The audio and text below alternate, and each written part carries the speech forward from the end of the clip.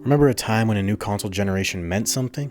The leap in power of the hardware of the system would allow developers to do more with their games. 2D turned to 3D.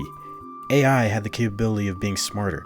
New features could be added to open worlds to make them more alive. Or new features to the hardware allowed for a new style of play. It used to be that a new console generation would give the opportunity for the developer to make changes to the gameplay of the games, not just the frame rate and resolution.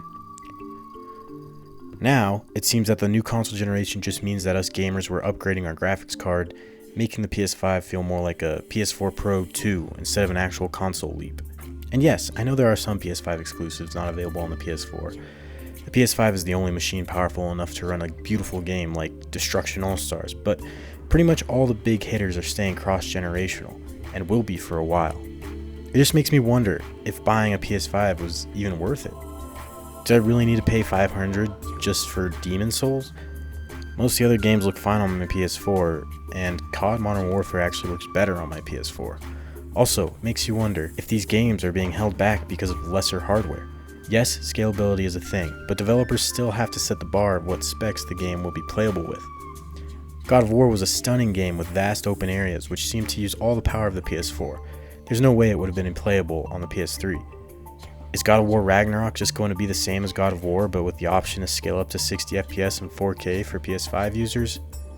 The developers of Horizon Zero Dawn talked about how they wanted to have flying as a mechanic in the first game, but had to scrap the idea because they couldn't get the PS4 to be able to handle it. Did they have to scrap the idea for Forbidden West 2 because it's going to be available on the PS4?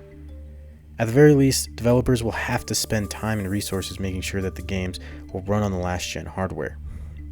While I agree that the availability issue of the PS5s gives them an admittedly good reason to keep these games available on PS4, and I'm sure that these games will still be great and fun to play, I just find it disappointing that these huge PlayStation exclusive titles will not be taking advantage of the superior hardware that is exclusive to the PS5, in the way that a game like Ratchet & Clank looks like it will.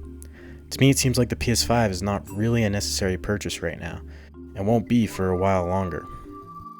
I guess I should have just gone with the Ouya while I had the chance.